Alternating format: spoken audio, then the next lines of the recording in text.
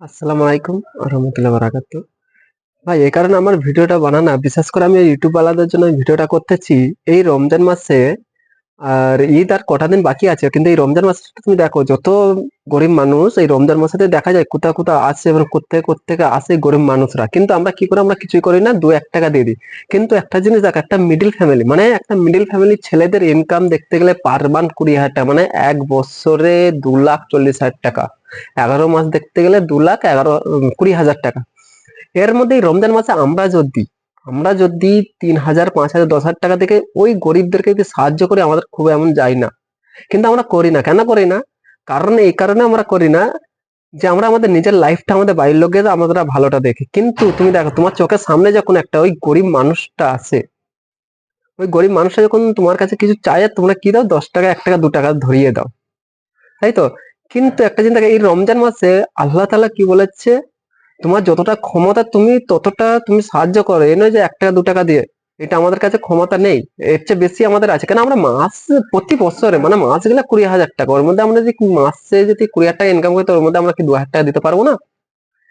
আরে ভাই, যদি 2,000 টাকা দিতে হয়, বাড়িতে তুমি দাও না 8,000 টাকা, নিজের ফিউচারের জন্য রাখো 10,000 টাকা। একটা বাড়িতে যদি 4টে মেম্বার হয়, তার পার মান্থ খরচা হচ্ছে কত? যদি 4টে মেম্বার হয়, 10,000 টাকায় ধরে রাখো, 10,000 টাকায় ধরে রাখো, ওর মধ্যে 2,000 টাকা দাও, 10,000 টাকা বাড়িতে দাও, নিজের হাত খরচার জন্য 8,000 টাকা রাখো। কিন্তু আমরা সেটা করি না, আমরা করি কি লাইফস্টাইল।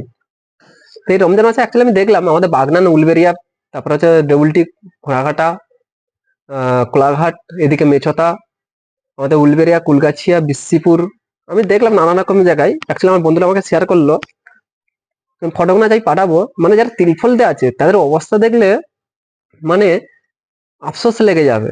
তো অবশ্যই ইনশাল্লাহ আমি দিয়েছি আমার যতটা ক্ষমতা অনুযায়ী, আমি দিয়েছি যতটা আমার ক্ষমতা, আমি দিয়েছি যতজনকে দেওয়ার আমি দিয়ে দিচ্ছি। কিন্তু আমি বিশেষ করে আমি ইউটিউব ওয়ালাদেরকে বলছি, এখনকার ইউটিউব ওয়ালারা কি করে, নিজের লাইফের ভিডিওটা দেখে। যত লাইক পাবে কেন, কমেন্ট পাবে, আমার কোনো কমেন্ট না। আমার মোটিভেশন ইউটিউব চ্যানেল, আমার মোটিভেশন ইউটিউব চ্যানেল, আমার ইউটিউব চ্যানেল আছে, কিন্তু আমার সবার সাথে গ্রুপ নেই। আমার গ্রুপ তাদের সাথেই আছে যারা নিজেদের লাইফ থেকে সাকসেস করে এবং নিজের লাইফ থেকে আগে বাড়ে। আমার ইউটিউব চ্যানেল এই কারণে আমার খোলা। আমার লাইফ এটা নয় যে আমি লাইক পাবো যাইতে আমি ভিডিও দিয়ে দেবো।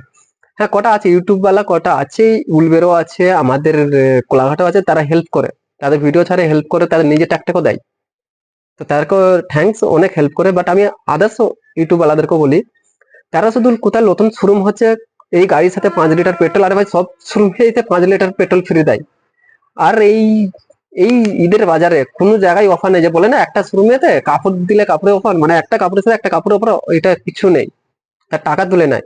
এইসব দিক থেকে ইউটিউবাররা আগে আছে, শুধু নিজেদের লাইক পাওয়ার জন্য। কিন্তু ওদের কিছু নেই ভাই। তুমি যখন একটা মানুষের, যখন ওই মিডিল ফ্যামিলিদেরকে যখন তুমি ভিডিও বানিয়ে যখন ছাড়বে না, ওই মানুষগুলোর মতো হেল্প করে, তখন তুমি তোমার লাইফে আগে বাড়বে। এমনি এমনি একটা ইউটিউবার হয়নি।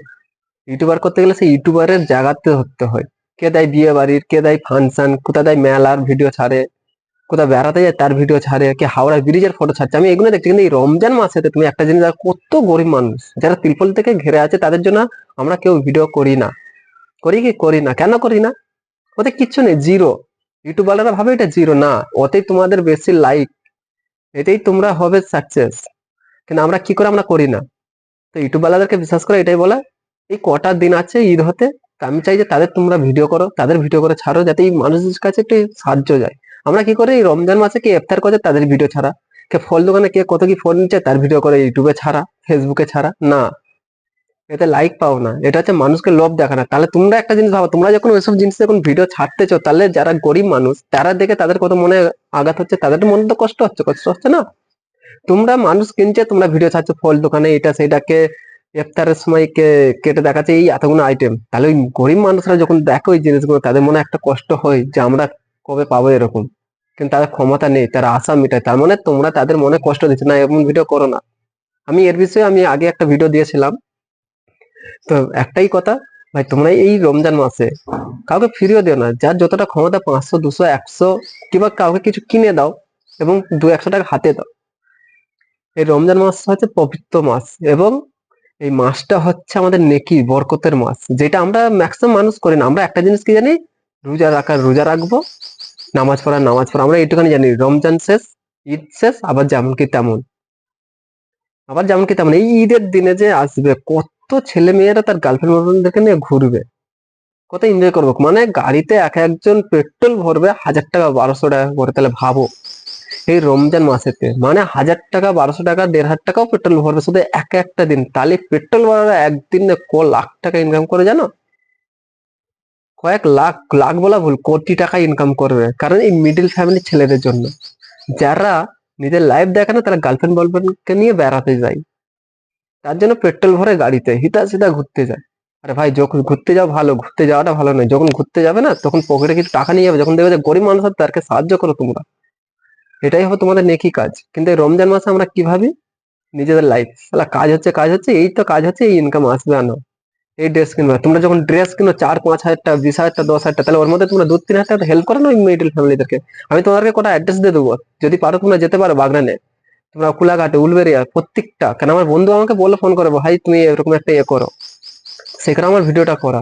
এখনকার ম্যাক্সিমাম দেখি মেয়েদের মেয়েদের ছেলেদের দেখে এখন লাইফস্টাইলটা অতিরিক্ত হয়ে গেছে, কিন্তু একটা মেয়েরা ভাবেনি যে একটা লাইফস্টাইলে মনের মধ্যে কত ও কি